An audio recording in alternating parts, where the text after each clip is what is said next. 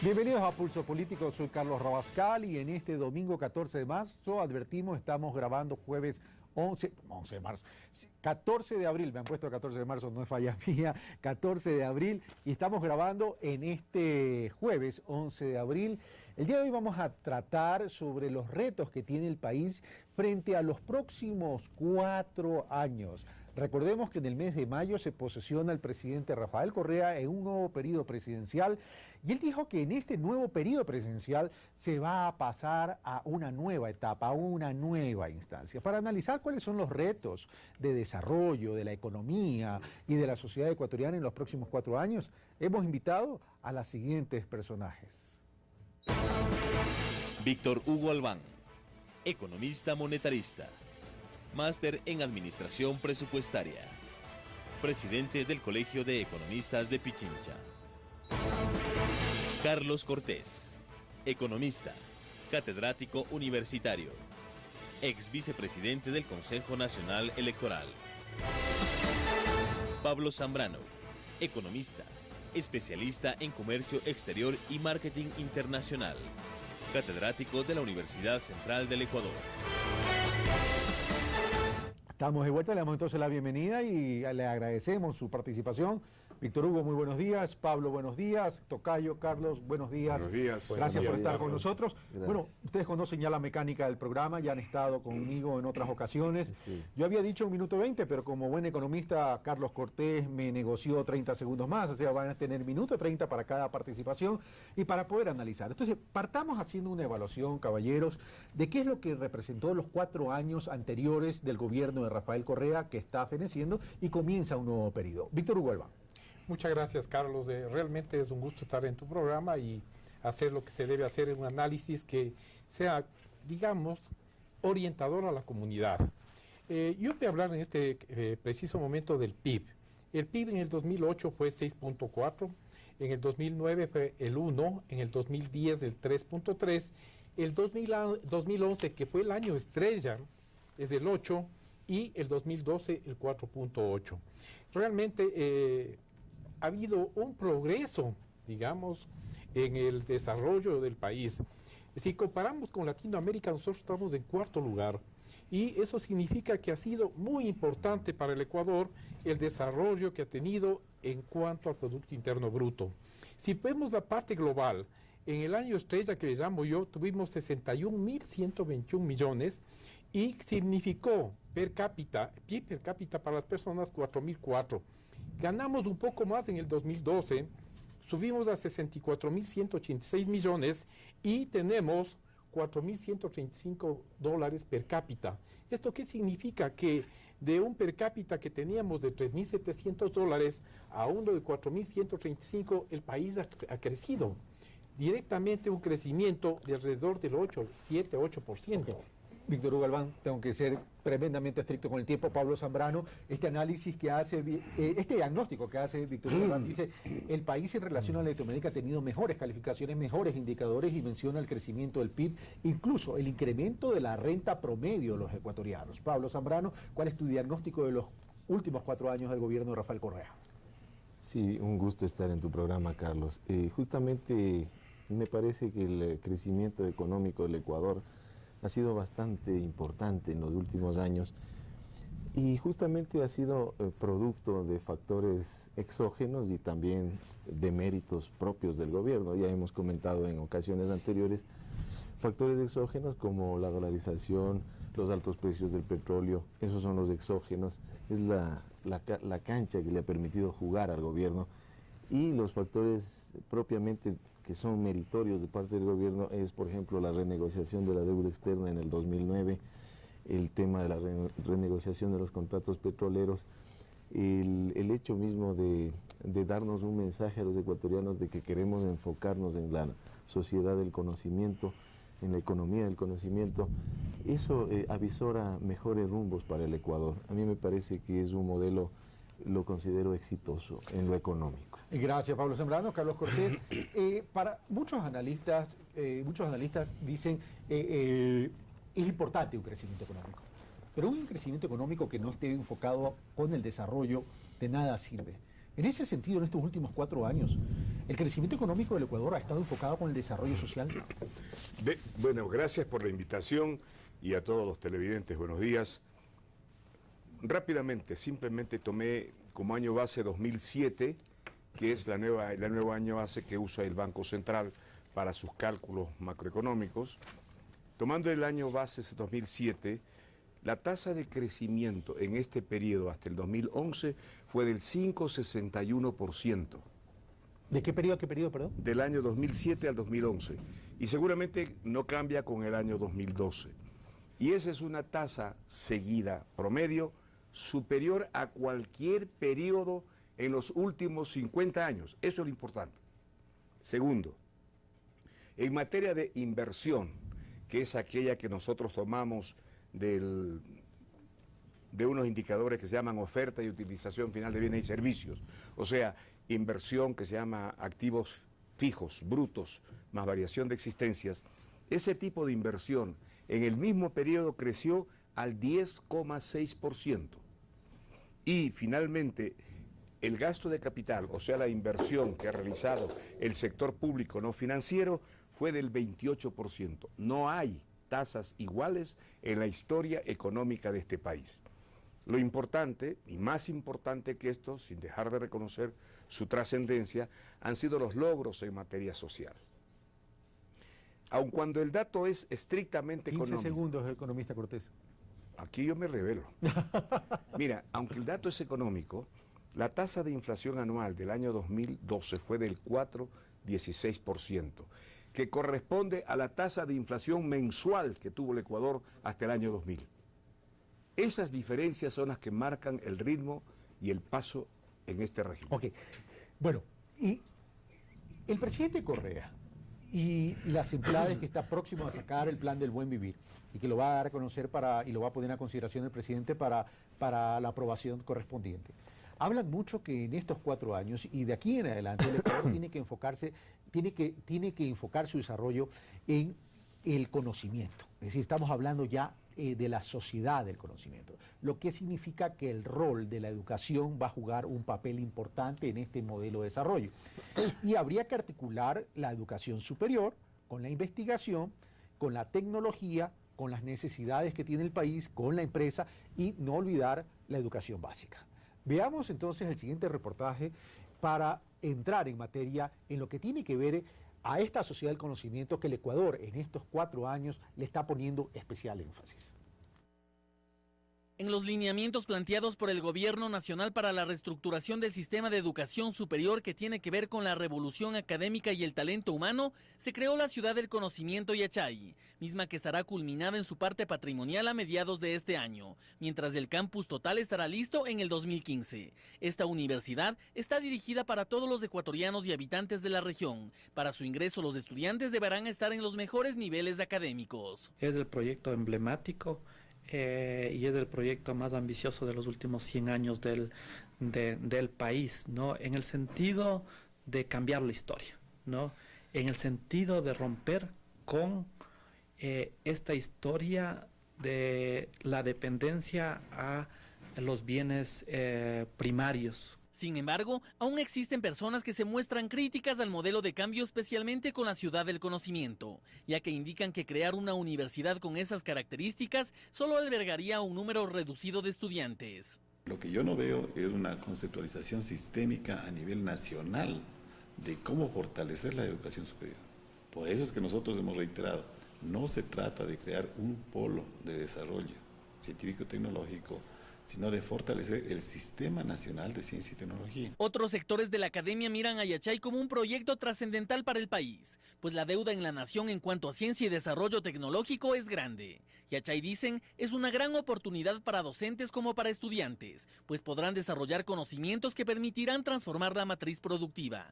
De ahí que la Ciudad del Conocimiento es pilar fundamental para la sociedad del conocimiento. Yo creo que hay que ser muy optimistas de los proyectos que se vienen realizando y lógicamente tienen que ser complementarios, ¿sí?, al Sistema Nacional de Educación Superior, porque lo que hace falta es una articulación mucho más efectiva entre los proyectos del Estado, las universidades y también la empresa. Así, Ecuador apunta al liderazgo en la investigación y el desarrollo tecnológico inclusivo, donde los jóvenes tengan las oportunidades para capacitarse y luego contribuir con el desarrollo. Yachay lo que busca es crear redes de conocimiento articuladas con el resto de instituciones de nivel superior del país, que generen nuevos conocimientos, innovación y valor agregado. Lo particular es que el estudiante va a ir formándose en el marco de los proyectos de investigación que se plantean en la ciudad del conocimiento. Según la CENESID, Ecuador es el país que más invierte en educación superior en América Latina. El fin de ello es dejar de depender de los recursos naturales y darle fuerza al conocimiento, las ideas y la creatividad. Esto sin duda representará en un futuro no lejano que el recurso humano sea un imán para dar el salto cualitativo en la economía ecuatoriana. Pulso Político, Javier Rosero. Gracias, Javier Rosero. Bueno, comienzo con Víctor Hugo. Víctor Hugo, vemos que hay criterios contrapuestos, incluso en este mismo reportaje. El secretario de la CENACIL, el doctor René Ramírez, dice que este es un proyecto emblemático que permitirá cambiar la historia de dependencia de los productos primarios. Primera pregunta, ¿eso es así y qué tan efectivo va a ser ese cambio en la historia de la dependencia de productos primarios y de salir de la economía extractivista? ¿Y qué aporte va a tener al desarrollo? Esta misma pregunta se la repito a cada uno de ustedes. Y la siguiente pregunta, lo siguiente es, ¿qué opinión te merece lo dicho por nuestros entrevistados en el reportaje? El uno dice, no veo una conceptualización sistémica refiriéndose a una política y estrategia global de ciencia y tecnología, y el otro dice, la ciudad del conocimiento, Yachay, tiene que ser complementaria al tema de la educación superior. Víctor Hugo. Mira, realmente es un tema apasionante. Yo concuerdo totalmente con René Ramírez el momento que asevera él que no ha habido investigación. Yo me retrato, digamos, retrocedo a los años 70, cuando un rector de una universidad consiguió que ingresen los estudiantes sin examen de ingreso. El país retrocedió 100 años, si no es más, porque salieron profesionales menos que mediocres. Y todo el mundo se globalizó, no se globalizó, sino que realmente creció indebidamente la educación.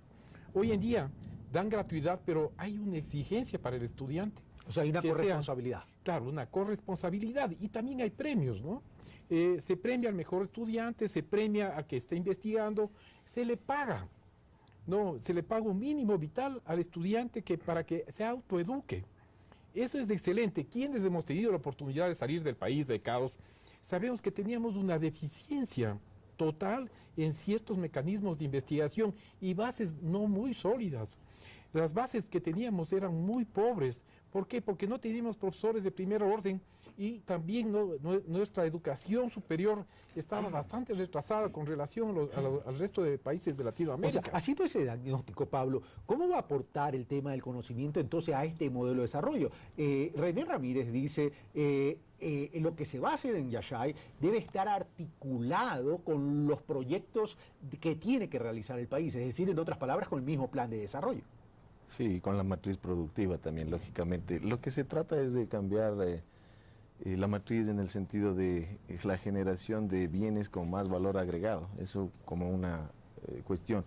Pero algo sumamente importante es también que no creo que dejemos de depender de la minería, del petróleo, etcétera, de los productos de la naturaleza. Y además otra cosa, hay muchas críticas a eso, al petróleo, a la minería, etcétera, olvidándonos que hay potencias como Canadá, Australia, ¿sí? El propio Brasil, India, que han basado su desarrollo en recursos naturales también. Entonces, me parece que lo que se quiere es complementar esto con aprovechar lo que se llama hoy por hoy en el siglo XXI la economía del conocimiento. Es que de pronto hay que contextualizar el tema o ponerlo en su real dimensión. Cuando se habla de la no dependencia de los productos primarios y en el caso de los productos no renovables, lo que se trata es, bueno, no tener una economía dependiente de temas que no controla uno. Por ejemplo, el precio del petróleo no lo controlamos nosotros. Lo que sí teníamos la decisión es renegociar los contratos petroleros para beneficiarnos de esos precios elevados. Si no hubiéramos renegociado esos contratos petroleros, de nada servían los precios elevados porque se los llevaban las operadoras. Sí. Entonces, la idea es no tener esas contingencias y llevarnos a una economía que diversifique nuestras líneas de ingresos. Pero en ese sentido, el cambio de la matriz productiva, la sociedad del conocimiento apuntar a ese cambio de matriz productiva y qué tan factible es. Por supuesto, Carlos, justamente hay expresiones bastante favorables para el modelo de desarrollo ecuatoriano, dichas por el viceministro alemán, que lo cita diario Los Andes, que nos dice claramente que ahora al Ecuador se le considera el jaguar latinoamericano. De ahí fue que justamente Fander Falconi salió con el artículo ese sobre el tema. En The Guardian, y justamente la revista inglesa. fue por eso, porque al Ecuador le asimilan con los tigres asiáticos en el sentido de que es un modelo que trata de industrializarse en una primera etapa a través de la sustitución de importaciones y posteriormente, después de haber consolidado el mercado interno, salir al mercado externo con exportaciones y todo lo demás. Ahora, Carlos Cortés, que el Ecuador se transforme en una sociedad de conocimiento para apuntalar este modelo de desarrollo no es de la noche a la mañana, es un proceso de larga data, un proceso de largo plazo. Por tanto, aquí, más allá de una acción, hay que ver la perseverancia y la persistencia en este tipo de estrategia. Hay voces que dicen, bueno, no abarca a la mayoría de los ecuatorianos, pero es que eso es imposible. Pero ligar la ciudad del conocimiento a los proyectos emblemáticos que quiere desarrollar el país, como por ejemplo la propia refinería del Pacífico, la petroquímica, la metalurgia, la siderurgia, etcétera, etcétera. ¿Qué tan importante van a jugar esos proyectos en el desarrollo del país? ¿Cómo van a aportar a la economía y cómo van a aportar a la redistribución de la riqueza? Mira, el desarrollo económico y social de un país, y obviamente con un fundamento político, no se hace tomando en cuenta de manera aislada de determinados sectores.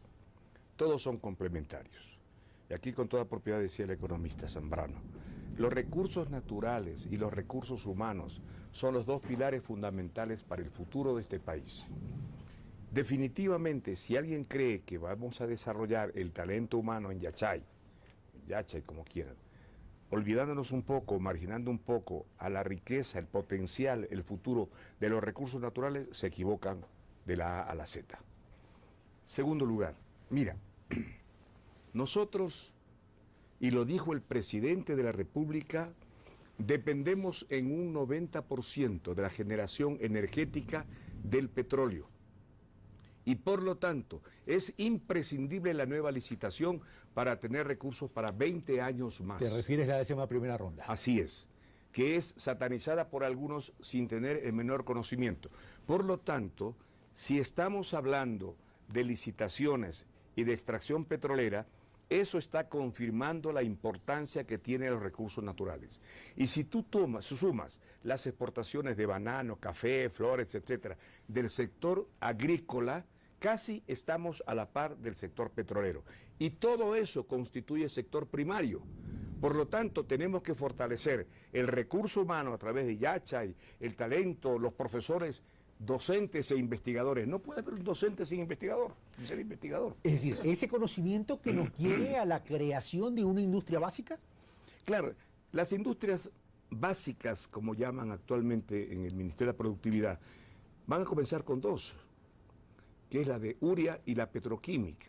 Ahí hay una inversión de 1.400 billones, pero ya también se lo dijo, tú mismo lo dijiste aquí, hay 5 sectores estratégicos, te olvidaste en ellos el de los astilleros. ¿Tienes razón? Los astilleros, ese es el quinto. Pero junto a eso se va a impulsar a 17 sectores de la economía para dar realmente consistencia a la nueva matriz productiva. Y entre ellas están la construcción, la agricultura, todas estas que están, el turismo, etcétera. Por lo tanto, lo que yo no quisiera ver es que alguien en el análisis del futuro de este país piense que el petróleo va a estar bajo tierra. Exacto.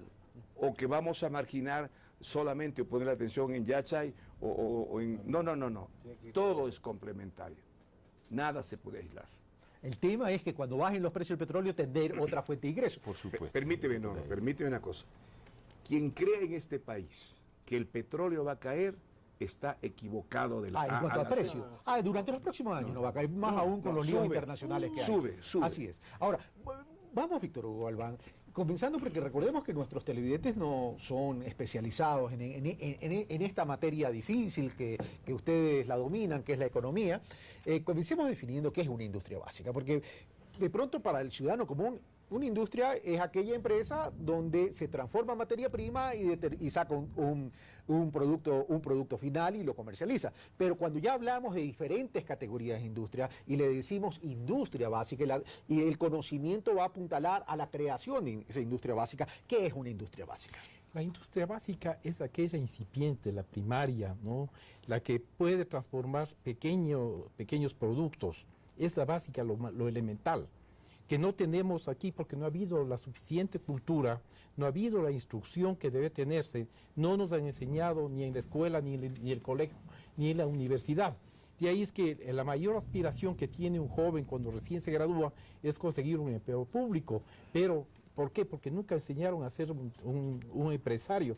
¿Y qué significa empresario? Empezar con la parte básica, transformar productos primarios, productos que pueda hacerlo, que los pueda transformar básicamente como su nombre lo dice. Pero también hay una industria en el Ecuador nacional que de pronto la materia prima no es nacional porque hoy no la producimos, como el tema de la metalurgia, como el tema de la siderurgia, pero que igual la transforma acá y crea productos terminados. ¿A eso lo podríamos llamar industria básica también? No, no necesariamente, porque eso ya tendría otra connotación. El momento en que tú haces una transformación de magnitud, ya es una industria, ¿no? Y lógicamente esa ya requiere de otro tipo de materias primas, requiere de otro tipo de maquinaria, otro tipo de preparación. Es como el caso de, digamos, la industria automotriz.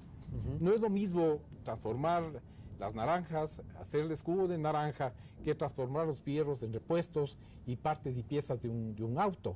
Entonces estamos hablando de la industria básica y de la industria gran industria, ¿no? Que son dos cosas diferentes, pero ni a la una ni a la otra hemos apuntado los ecuatorianos. Y hoy en día se trata de ¿qué? De que el ecuatoriano ya no sueñe con ser empleado nada más, sea público o privado, sino que trate de formar su propia empresa, trate de generar empleo, no necesariamente ser empleado, sino hay la suficiente apertura, el suficiente apoyo por parte del gobierno a través de la CPN, a través del BNF, Banco Nacional de Fomento y Corporación Financiera, para que el muchacho que sale de una universidad pueda ser un pequeño empresario, pueda hacer su transformación, pueda generar empleo. Y este empleo, bienvenido, sería el momento que se dé el conocimiento básico, que es lo que está pretendiendo con la transformación de la educación superior el gobierno actual. Ahora, pero Pablo Zambrano, tú eres catedrático, bueno, y ustedes son catedráticos, no sé si Víctor Hugo en este momento está haciendo la cátedra, es presidente del Colegio de Economistas, pero también está en la cátedra. Cuando se habla que debe ser complementario la educación superior, el tema es la educación superior está yendo hacia ese destino, hacia ese rumbo de ser complementario con lo que va a ser Yachay. Bueno, ahí sí tengo mis dudas en ese tema. Por ejemplo, cuando se habla de exigir el título de PhD para dar cátedra, me parece que se está exagerando un poco porque hay muchos genios como Albert Einstein y otro tipo de gente que sin necesidad de ser PhDs, con su formación autodidacta, con todo lo demás, llegaron a ser genios, y genio de la física, por ejemplo, Albert Einstein. Entonces, me parece que por ahí como que estamos exagerando un poco en ese tema. Lo que sí está bien es, por ejemplo, el hecho de haber traído profesores de otros países. Por ejemplo, en la Universidad Central tenemos profesores de Corea del Sur, de Chile, de otros países, de Venezuela inclusive, gente que obviamente está aportando, ¿no?, conocimiento, ciencia y todo lo demás. Lo que sí me parece que Yachay va a ser un proyecto específico para cambiar la matriz productiva. O sea, ese sí va a estar más vinculado que el resto de universidades. Carlos Cortés, pero esa reforma de la educación superior, ya que estamos hablando de la sociedad de conocimiento y en el segundo bloque ya vamos a entrar al tema de los sectores estratégicos, esta reforma de la educación superior no se trata tan solo de poner exigencias de PhD o de cambiar profesores, etcétera, etcétera, sino que se trata de que las universidades realmente busquen niveles de excelencia y que estén con un currículum acorde a las necesidades del país. El tema es, ¿eso ya está caminando?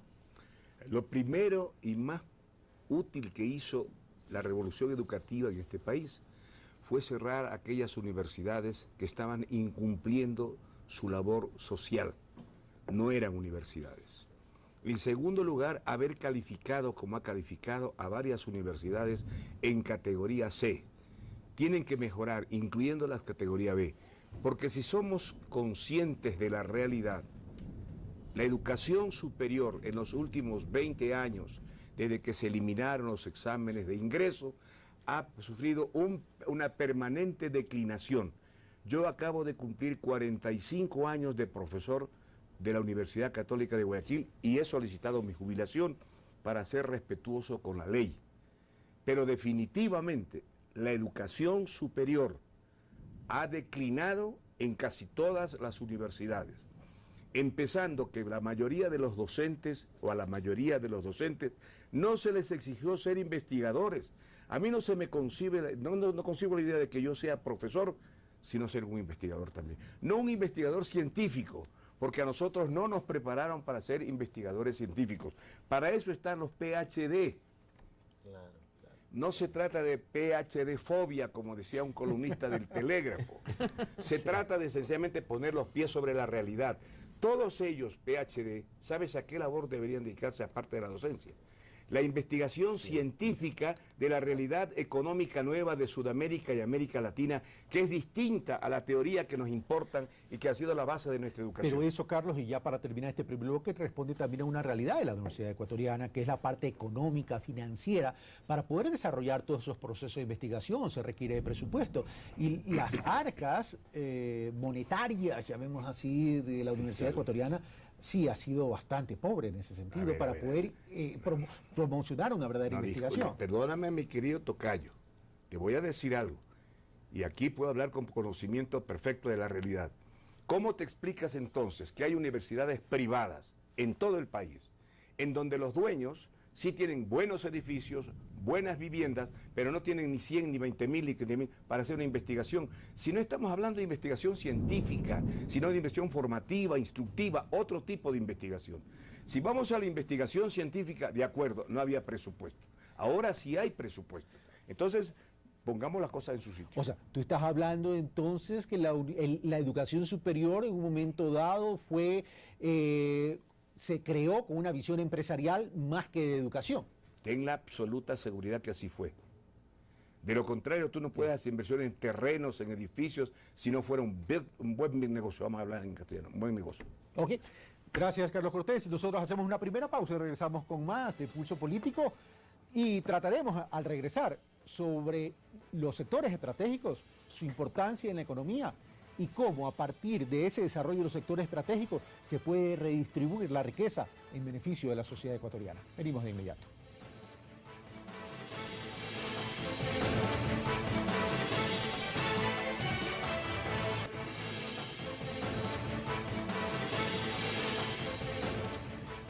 Estamos de vuelta, amigos televidentes, estamos en Pulso Político. Les recordamos que estamos tratando sobre los retos que tiene el Ecuador en los próximos 4 años en términos de desarrollo. En este segundo bloque, segundo y último bloque, vamos a tratar sobre los sectores estratégicos. Recordamos que el presidente de la República ha puesto especial énfasis en los sectores estratégicos en estos nuevos 4 años de gobierno que tiene, porque considera que esta es la clave para el desarrollo. Veamos un reportaje que nos ha preparado Carlos Andrés Núñez y volvemos ya entonces con el análisis desagregado de qué significan los sectores estratégicos y qué factibilidades hay de que tenga éxito esta visión estratégica del país. Con una inversión en los sectores estratégicos que en los últimos años se multiplicó por 6, el gobierno pretende dar un vuelco definitivo a la economía nacional. Y es que con ello se plantea dejar atrás el modelo extractivista dependiente de los ingresos del petróleo y dar lugar a una diversificación productiva. Creo yo necesario ligar el cambio de matriz energética al cambio de matriz productiva. Pero para lograrlo, según Fernando Salinas, presidente del Colegio de Ingenieros Eléctricos del Ecuador, es necesario afrontar varios desafíos. Uno de ellos, por ejemplo, lo constituye hacer realidad el depender menos desde el punto de vista del consumo de los hidrocarburos. Estamos hablando, por ejemplo, en el sector residencial, del consumo energético, de cambiar las cocinas que ahora son de gas por cocinas de inducción. Y poner especial atención al sector del transporte.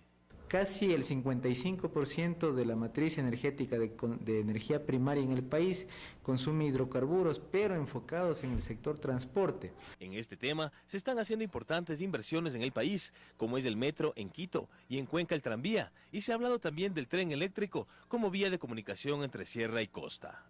Pero parte fundamental de este cambio también es la refinería del Pacífico, con la cual se podrá abastecer la demanda nacional y exportar los excedentes. Va a haber una infraestructura muy grande que se va a desarrollar en una provincia, ya no solo Quito, Guayaquil, es decir, estamos descentralizando el desarrollo también, va a ser en la provincia de Manabí.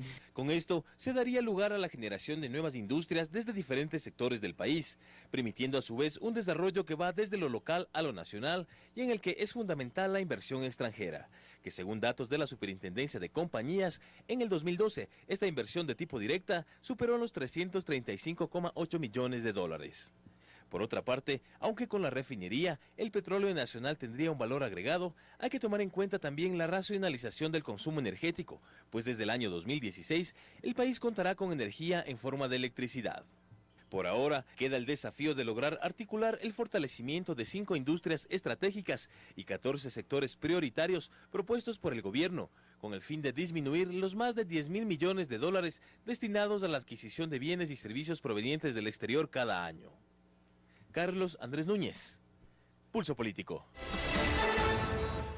Gracias, Carlos Andrés Núñez. Bueno, comencemos. El cambio de la matriz energética es parte del cambio de la matriz productiva, eso es evidente. Comencemos con el tema del cambio de la matriz energética. ¿Qué beneficio va a traer el cambio de la matriz energética a la economía del país? ¿Va a disminuir la estructura de costo del país? ¿Y qué otros efectos positivos podría tener esta? Bien, Carlos, es importante anotar que si tenemos energía, no solamente para consumo doméstico, consumo interno, sino inclusive para exportación, de hecho, el país va a tener un vuelco. Como alguien ya manifestó acá, definitivamente el cambio de estructura, de depender solamente del petróleo a tener energía eléctrica, cambiar el sistema, cambiar la mentalidad del ecuatoriano, de la sociedad en el sentido de que ya no dependemos del gas, del petróleo, sino vamos a tener cocinas eléctricas, vamos a tener ya no calefones, sino calentadores eléctricos con menos problemas, con menos peligro. Definitivamente va a ser un avance técnico, un avance económico, mucho más de que, si bien es cierto, el señor presidente de la República manifiesta que a través de la inversión extranjera vamos a tener una muy buena refinería, que no solamente vamos a refinar nuestro propio petróleo, sino el petróleo que está produciendo Colombia y Perú, que puede ser refinado por la más grande refinería que va a tener Latinoamérica, que es la refinería del Pacífico, y que va a ser una realidad. Esto en el 2016 ya se ha previsto, y los costos que van a tener van a ser superiores, digamos, en beneficio. Van a beneficiar, porque si bien es cierto que mucha gente manifiesta que el pagar una tasa de interés de 7.8% es alto, ¿cuánto nos vamos a ahorrar definitivamente en cuanto a costo de energía eléctrica? Si sabemos cuánto nos está costando importar energía eléctrica este rato, tanto de Colombia como del Perú. El momento que nosotros no solo tengamos para consumo, sino para exportación, va a haber un cambio total en la economía del ecuatoriano, en la economía del país. Okay. Pablo Zambrano, generación de energía eléctrica a través de las hidroeléctricas, son proyectos ambiciosos que van a ser realidad en el 2016. Recordemos que el 2016 es un año antes que termine el nuevo periodo presidencial de Rafael Correa. ¿Este tema de las hidroeléctricas es suficiente para tener soberanía eléctrica o tendremos que nosotros como Ecuador poder explorar otro tipo de generación de energía? No, es sumamente importante tener los 8 proyectos hidroeléctricos que se prevé, porque justamente el costo, digamos, la tasa de interés que se va a pagar con el crédito chino es del 8%, ¿no? Pero la rentabilidad que se espera obtener es de alrededor del 20%, por lo tanto hay un beneficio neto de 12% en relación al costo que tendrían estos proyectos. Y otra cosa muy importante, no podemos ser toda la vida simples exportadores de materia prima, tenemos que transformarnos al sector terciario de la economía, que es justamente el sector de los servicios, que es hacia donde apuntan los países más desarrollados. A mí me parece que se están colocando las primeras piedras del desarrollo y no me parece una exageración haberle calificado al modelo ecuatoriano como de jaguar. ¿Por qué razón? Porque obviamente se está dando señales al mundo de que la economía ecuatoriana está en franco crecimiento y que después de este desarrollo del mercado interno, que es lo que se quiere hacer, irnos ya a firmar acuerdos comerciales y todo lo demás. Me parece que hacia allá apunta el modelo de acuerdo al análisis que he realizado. Ahora, para ya terminar este tema del cambio de la matriz energética y entrar al cambio de la matriz productiva en general, de acuerdo a estos proyectos que hemos mencionado, Carlos Cortés, se dice, bueno, estos proyectos hidroeléctricos nos van a permitir tener soberanía eléctrica, pero además nos va a permitir exportar energía. Antes importábamos energía de Colombia, ahora estaríamos en capacidad de exportarle nosotros a Colombia. Esto significaría una gran ventaja para el Ecuador en términos de liberar recursos y en términos de obtener más recursos. Pero para aquello necesitamos redes de distribución, tanto locales como para un sistema interconectado regional. La pregunta es, uno, ¿estamos cumpliendo esas metas de esas redes de distribución local? Y dos, ¿esto estamos hablando entonces de una gran integración regional a base de en base a estos proyectos, Carlos? Mira, la matriz energética, como está planificada, va a ser uno de los factores claves del desarrollo de este país. Y no solamente ahorro de divisas, sino generación de divisas. Me explico. Cuando estén trabajando las centrales hidroeléctricas, dejaremos de importar combustible para las centrales térmicas por lo menos en $5.000 millones, número uno. Número dos, el costo del kilovatio hora, que tenemos más o menos de promedio de 10 a 12 centavos, bajaría por lo menos a la mitad. Lo cual significa una disminución en la estructura de costo para los ecuatorianos del sector productivo. Por supuesto. Y todavía le queda un beneficio al Estado, con el cual paga la deuda, etcétera. Ahora, cuando esté concluida la refinería del Pacífico en Manabí, allí también vamos a ahorrar, porque ya no tendremos que importar derivados de petróleo. A propósito, tú con toda propiedad y preocupación señalabas que los sectores estratégicos que se quieren implementar están muy bien, pero la preocupación es la falta de recursos. Es decir, la factibilidad de conseguir los recursos para implementar estos. Recordemos que la refinería del Pacífico vale $12.000 millones y el presidente descartó financiar eso vía endeudamiento, sino vía participación accionaria de otros estados o de otras empresas o capital privado. Yo no hago lobbies, no trabajo en eso, estoy dedicado totalmente a la Universidad Católica en el Instituto de Investigaciones. Pero yo te puedo decir y decir a los televidentes que sí hay capitales extranjeros dispuestos a participar en la refinería del Pacífico, que vale 12.000. Sí hay. Es solamente de acercarse, conversar y negociar. Así que no vengan aquí a decirnos que no hay financiamiento para ese proyecto y participación casi en un 100% de la refinería del Pacífico. En segundo lugar, una cosa muy importante. Los ciudadanos, las ciudadanas, deben tener conciencia de lo que se está haciendo para que haya un apoyo a estos proyectos y no convertirse ahora en una especie de antítesis, todo es anti, no hay reflexión, no hay análisis, no hay conocimiento, lo que es más grave, y se habla sin ninguna propiedad. Esta matriz energética va a ser uno de los pilares para el desarrollo del país. Eso ten la absoluta seguridad. Ok, vamos donde Pablo Zambrano, vamos a la inversa ahora. Pablo Zambrano, por ejemplo, petroquímica, metalurgia, siderurgia, astilleros, y no sé si me falta algo, ya hemos hablado de la refinería del Pacífico y la refinería del Pacífico. ¿Cómo van a aportar esto al apuntalamiento de la economía? Por ejemplo, en el tema metalurgia y en el tema siderurgia, ¿cómo van a aportar? Bueno, definitivamente, más que confiar en esos sectores, en mi caso personal, yo creería más en la refinería del Pacífico. Y te doy un caso muy concreto. El tema de Corea del Sur, por ejemplo. Corea del Sur es una economía que no tiene petróleo y sin embargo tiene una de las principales refinerías de petróleo del mundo. Ese es un ejemplo también que nos puede ayudar.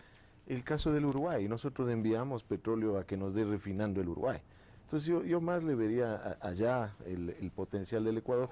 De todas maneras, obviamente los técnicos que deben haber investigado en lo que tiene que ver a metalurgia, todo eso, deben haber visto que hay potencialidades. Por ejemplo, en Ambato está ubicada una de las principales ensambladoras de aquí del Ecuador, que justamente ha hecho que el Ecuador sea el quinto país, digamos, el tema de los vehículos sea el quinto rubro de exportación del Ecuador, de los productos no tradicionales, después del petróleo, los enlatados de pescado, el camarón, el banano, etcétera. Ahí está también esto. Entonces me parece que podría apuntalar también perfectamente porque son industrias de alto valor agregado.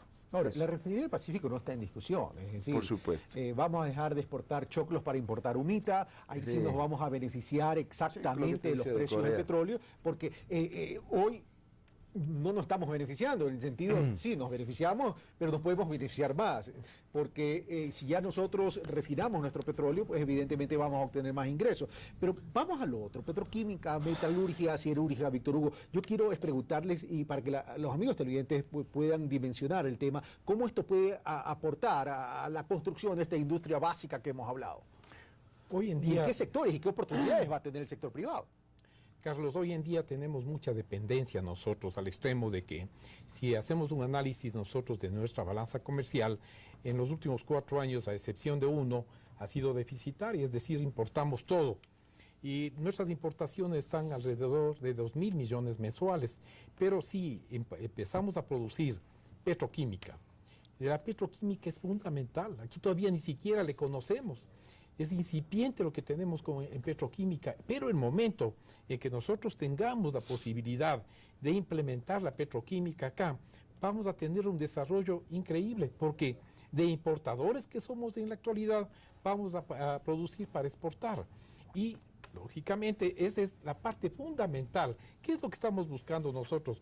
No ser dependientes, solo importadores, porque nosotros si importamos alrededor de 24.000 millones de dólares al año, nuestra balanza de pagos a través de nuestra balanza comercial va a ser casi siempre deficitaria, sin tomar en cuenta el servicio de la deuda, ¿no? Que es un servicio que tenemos nosotros, porque el país va a seguir endeudándose. Esa fue la política del presidente de la República.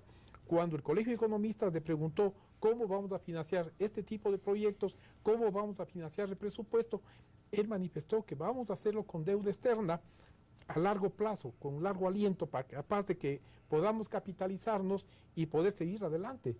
Ahora, yo confío mucho en la petroquímica.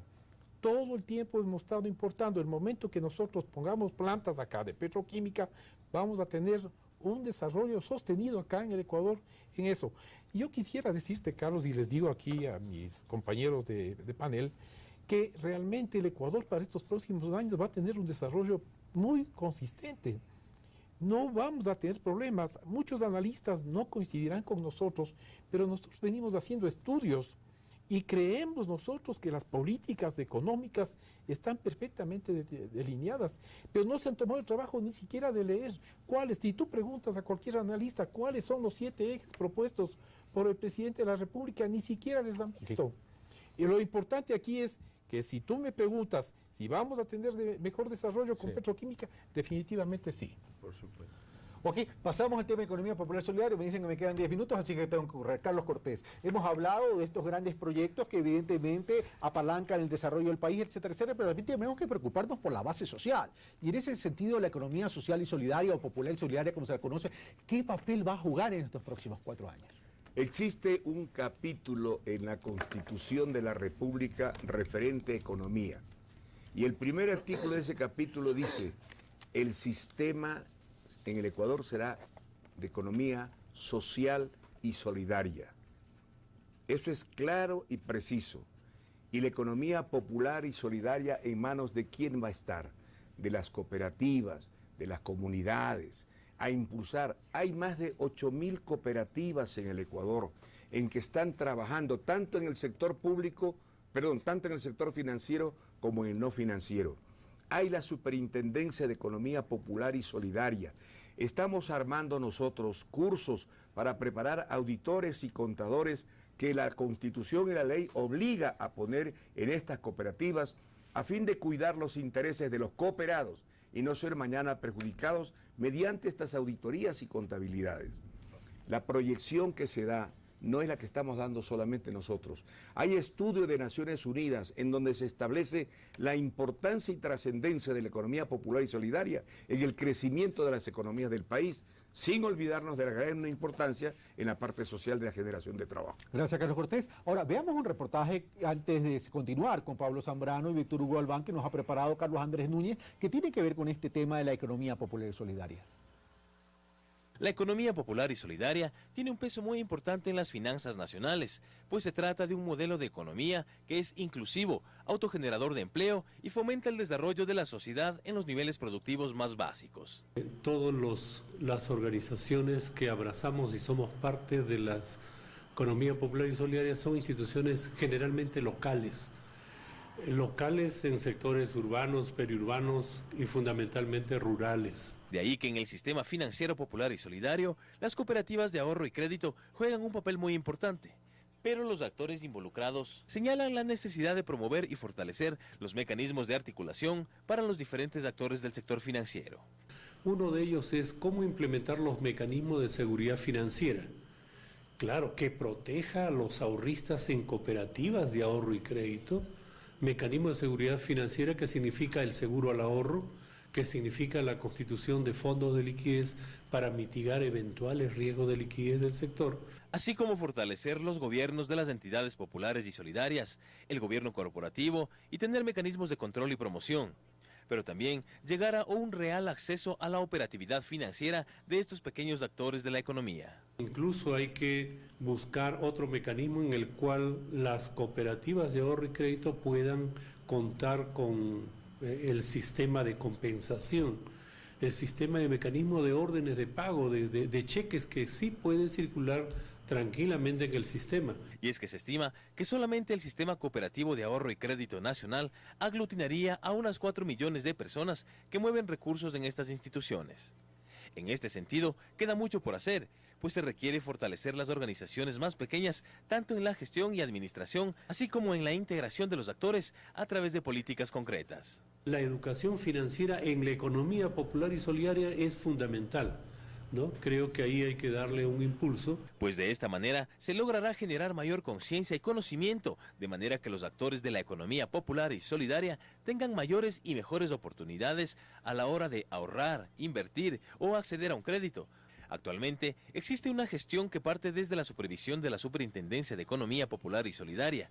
Sin embargo, definir las reglas para este sector es fundamental para el desarrollo ecuatoriano, tomando en cuenta que se dice genera más del 60% del empleo en el país.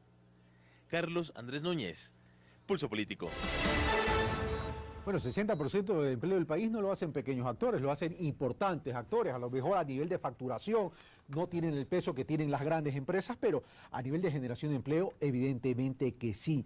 Pero, ¿no te parece, Pablo Zambrano, que todavía está un poco lento la instrumentación de la economía popular y solidaria en el Ecuador, por un lado, y por otro lado, bueno, vamos, las microfinanzas no hay que entenderlas a través solamente del microcrédito que incentive emprendimientos de necesidad, que es aquel emprendimiento de subsistencia, sino más bien que consolide emprendimientos de oportunidad, que son los emprendimientos de permanencia. En ese sentido, habría que trabajar mucho en el encadenamiento, en anclar o linkear o relacionar al productor con la cadena de valor. Y ahí estamos hablando de una estrategia de asociatividad. Desde ese punto de vista, ¿cómo ves la economía popular y solidaria tal cual como se la está visualizando en el país? Bueno, vamos con cifras un poco al respecto. En las cooperativas, el crédito promedio que reciben los cooperados sería es de alrededor de $4.500 por cada uno de ellos, mientras en los bancos el crédito promedio está en alrededor de $800. Entonces, un poco para dimensionar de que las cooperativas son un importante instrumento de financiamiento para que se pueda emprender estas actividades. En un primer momento necesariamente deberán ser de subsistencia los emprendimientos, hasta que obviamente la propia economía, la dinámica de la economía nacional las haga, digamos, crecer también. O sea, no me parece que esté mal que en un inicio sean de subsistencia. No nos olvidemos que igual existe también proyectos para que a través del bono solidario a los beneficiarios del bono se les entrega una cantidad de dinero en calidad de préstamo. Eso también forma parte de la economía popular y solidaria. Creo que son como $800 o algo por el estilo que les estaban entregando. Entonces eso también apuntala a que esta gente salga de la pobreza y justamente pase a otro mejor nivel de vida, digamos. Entonces me parece válido desde ese punto de vista, ¿no? Ahora, un promedio de $4.500 por cooperado, estamos hablando de una cifra relativamente importante. Sí, y si hablamos de una asociatividad, esto va a multiplicarse. Pero tenemos una realidad, tenemos todavía, si bien se ha disminuido el indicador de pobreza, todavía tenemos un universo de pobres. ¿Qué pasa con aquellos pobres que no pueden acceder a $4.500, sino que requieren $200, $300, $400? Bueno, el sistema cooperativo está para eso, ¿no? Yo creería de que nosotros estamos sugiriendo que se revea la ley de cooperativas. Tú sabes que estamos nosotros con la ley de los años 70, si mal no me equivoco, que no ha sido reveída. Y da lo mismo ser una cooperativa de ahorro y crédito que ser una cooperativa de taxis. Entonces, lógicamente, hay que distinguir, la ley tiene que ser reestructurada, tiene que ser... Si vamos a hablar de la economía popular y solidaria y vamos a dar un impulso a este tema, debemos comenzar por la raíz de la ley de cooperativas. ¿Cómo podemos nosotros todavía tener dependencia del Ministerio de Inclusión Económico y Social cuando realmente una cooperativa de ahorro y crédito depende de la Superintendencia de Economía Popular y Solidaria, antes dependía de la Superintendencia de Bancos? Entonces, si tenemos nosotros que hacer eso, hemos sugerido ya, y lo estamos impulsando, a que se revea la ley de cooperativas, que no es que estoy diciendo que desaparezcan las otras cooperativas, sino que se distingan, ¿no es cierto? Que hay una distinción para poder dar un impulso a la economía popular y solidaria. Aquí bien se ha manifestado, de poco sigue creciendo el país y hemos visto de que ha habido un alto crecimiento. Sea como se llame, si ha habido una filtración por los altos precios del petróleo, pero hemos dejado de ser pobres una gran cantidad de gente. Ahí la clase media está dividida en tres partes, ¿no es cierto? La media baja, la media media y la media alta. Es decir, todo el mundo ha dado un paso gigantesco y el Ecuador se ha convertido en un país mucho más solidario dentro de la economía popular y solidaria. Carlos Cortés, ¿crees tú que es necesario reformar las leyes laborales, el Código Laboral, para poder flexibilizar un poco en términos de impulsar esta economía popular y solidaria? Conversando con algunos miembros de la economía popular y solidaria, me mostraban su preocupación en sentido de asumir esas responsabilidades laborales en proyectos pues que recién se están iniciando. El salario mínimo, o sea, la remuneración básica, unificada, la pueden perfectamente pagar las cooperativas de ahorro y crédito y ciertas cooperativas de producción, sí la pueden pagar. Por lo tanto, por ahí no entra la reforma. Yo creo más bien que las reformas laborales las podemos hacer, definitivamente hay que hacerlas, pero hay que obligar a que se apliquen ciertas disposiciones en defensa precisamente de las mayorías. Y voy a poner un ejemplo sencillísimo, que lo vengo repitiendo desde hace años. Y lo digo porque he visto de cerca lo que pasa. Las mujeres trabajan, las madres trabajan, y la gran mayoría de madres que trabajan deben dejar a sus hijos en manos de un familiar para que los cuide. Pero la mayoría de los de la clase media baja, media media y media alta, las mujeres entregan a las guarderías. Y esas guarderías, créeme, en su mayoría son una desgracia. ¿Por qué no se obliga, según lo que establece la ley, que negocios que tienen más de 50 mujeres, me parece, de 30 mujeres, tienen la obligación de poner guarderías? ¿Por qué no se les obliga a poner guarderías? El gobierno acaba de inaugurar una extraordinaria guardería en Guayaquil y me parece excelente. El Centro de Desarrollo Integral Infantil. Pero ¿por qué no se obliga a aplicar la ley? Las reformas al Código Laboral tienen que ser actualizadas todas. No hay ni tiempo ni oportunidad para desarrollar. Pero pongo el de las guarderías porque alguna vez una hija mía tuvo que llevar a mis nietos y yo lo fui a ver por el cariño del abuelo. Y resulta que honradamente eran una desgracia, no sé cómo se llama ahora. Pablo Zambrano, continuamos con el tema de economía popular y solidaria, la misma inquietud sobre el tema de las reformas del Código Laboral como aporte al desarrollo de esta economía popular y solidaria. Bueno, antes de eso también como para dimensionar un poco el tema de las cooperativas, o sea, el 80%, ¿sí? El 80% de los créditos lo lleva la banca y el 20% las cooperativas en cuanto a números gruesos, ¿no? Y eso también nos dimensiona la importancia que tienen las cooperativas. Dentro del régimen laboral, yo no vería que hay necesidad tanto de cambios de leyes. En todo caso, concuerdo sí con Víctor Hugo en el tema de la ley de cooperativas, porque no es lo mismo una cooperativa de ahorro y crédito que una cooperativa de taxis, muy de acuerdo en eso. Pero ya en este tema laboral, justamente, me parece que las leyes ya han sido dictadas. Ahora existe también una penalización para aquellos empresarios que no afilian a los trabajadores al IES, etcétera. Más que, y en eso coincido también con el economista Cortés, más que poner más leyes, me parece que hay que aplicarlas. Hay que aplicarlas y justamente en y ya eso para terminar, Víctor Hugo ya dio su criterio. Los próximos 4 años entonces son años de crecimiento sostenido para el Ecuador, Víctor Hugo.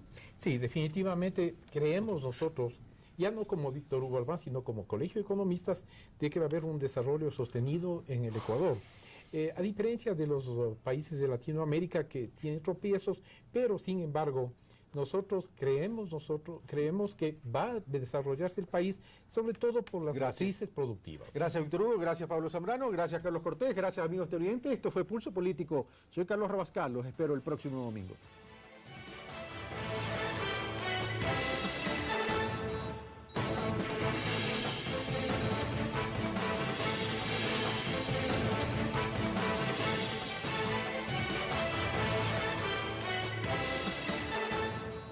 Jugar un papel importante en este modelo de desarrollo. Y habría que articular la educación superior con la investigación, con la tecnología, con las necesidades que tiene el país, con la empresa y no olvidar la educación básica. Veamos entonces el siguiente reportaje para entrar en materia en lo que tiene que ver a esta sociedad del conocimiento que el Ecuador en estos 4 años le está poniendo especial énfasis. En los lineamientos planteados por el Gobierno Nacional para la reestructuración del sistema de educación superior que tiene que ver con la revolución académica y el talento humano, se creó la Ciudad del Conocimiento Yachay, misma que estará culminada en su parte patrimonial a mediados de este año, mientras el campus total estará listo en el 2015. Esta universidad está dirigida para todos los ecuatorianos y habitantes de la región. Para su ingreso, los estudiantes deberán estar en los mejores niveles académicos. Es el proyecto emblemático y es el proyecto más ambicioso de los últimos 100 años del país, ¿no? En el sentido de cambiar la historia, ¿no? En el sentido de romper con esta historia de la dependencia a los bienes primarios. Sin embargo, aún existen personas que se muestran críticas al modelo de cambio, especialmente con la Ciudad del Conocimiento, ya que indican que crear una universidad con esas características solo albergaría un número reducido de estudiantes. Lo que yo no veo es una conceptualización sistémica a nivel nacional de cómo fortalecer la educación superior. Por eso es que nosotros hemos reiterado, no se trata de crear un polo de desarrollo científico-tecnológico, sino de fortalecer el Sistema Nacional de Ciencia y Tecnología. Otros sectores de la academia miran a Yachay como un proyecto trascendental para el país, pues la deuda en la nación en cuanto a ciencia y desarrollo tecnológico es grande. 2007 al 2011, y seguramente no cambia con el año 2012. Y esa es una tasa seguida, promedio, superior a cualquier periodo en los últimos 50 años. Eso es lo importante. Segundo, en materia de inversión, que es aquella que nosotros tomamos de unos indicadores que se llaman oferta y utilización final de bienes y servicios, o sea, inversión que se llama activos fijos, brutos, más variación de existencias. Ese tipo de inversión en el mismo periodo creció al 10,6%. Y finalmente, el gasto de capital, o sea, la inversión que ha realizado el sector público no financiero, fue del 28%. No hay tasas iguales en la historia económica de este país. Lo importante, y más importante que esto, sin dejar de reconocer su trascendencia, han sido los logros en materia social. Aun cuando el dato es estrictamente 15 económico. segundos, economista Cortés. Aquí yo me revelo. Mira, aunque el dato es económico, la tasa de inflación anual del año 2012 fue del 4,16%, que corresponde a la tasa de inflación mensual que tuvo el Ecuador hasta el año 2000.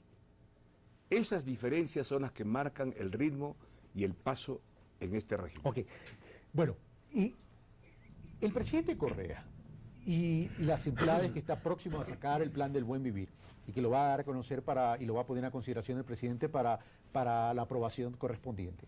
Hablan mucho que en estos 4 años y de aquí en adelante el Ecuador tiene que enfocar su desarrollo en el conocimiento. Es decir, estamos hablando ya de la sociedad del conocimiento, lo que significa que el rol de la educación va.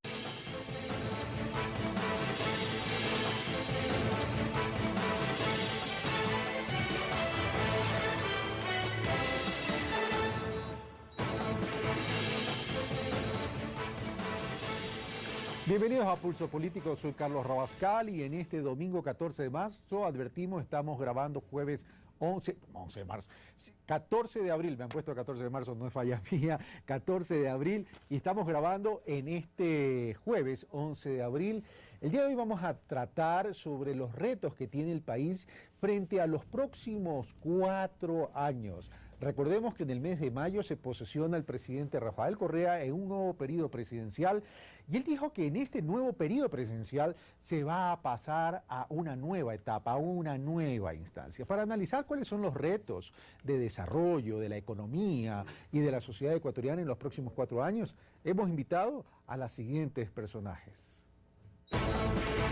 Víctor Hugo Albán, economista monetarista, máster en Administración Presupuestaria, presidente del Colegio de Economistas de Pichincha.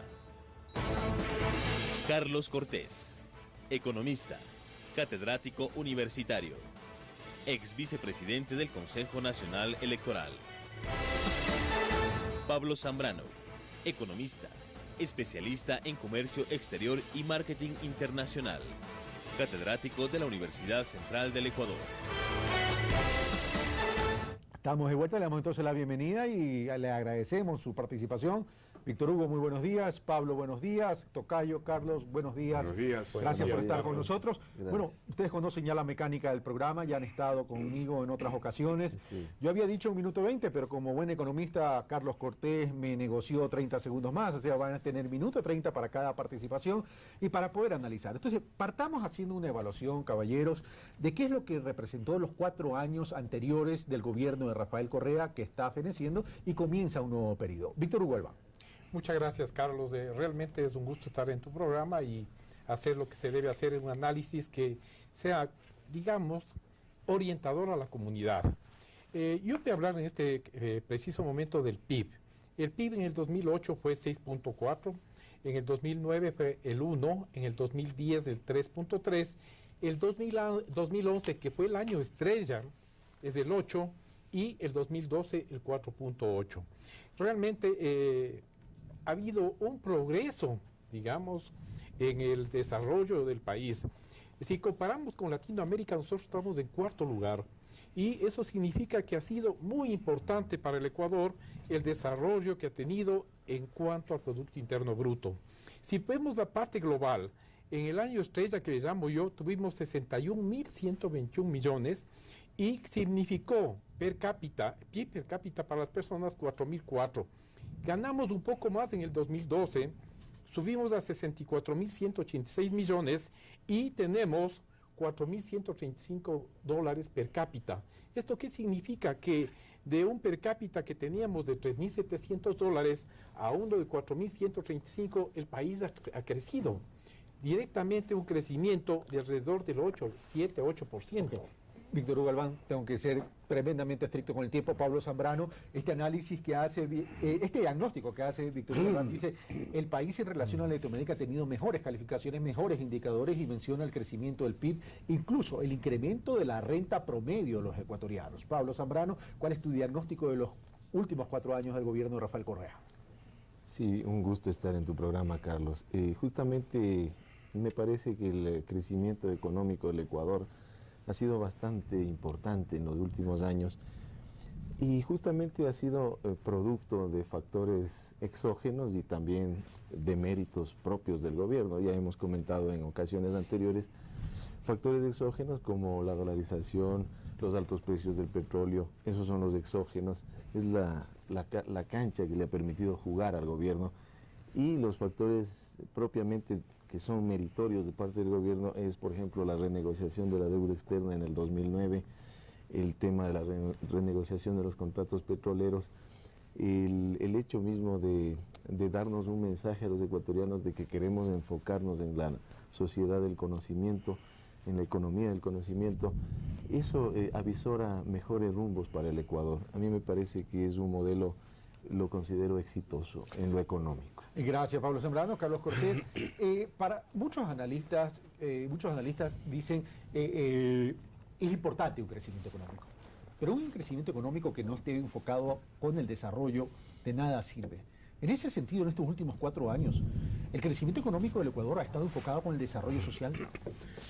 Bueno, gracias por la invitación y a todos los televidentes, buenos días.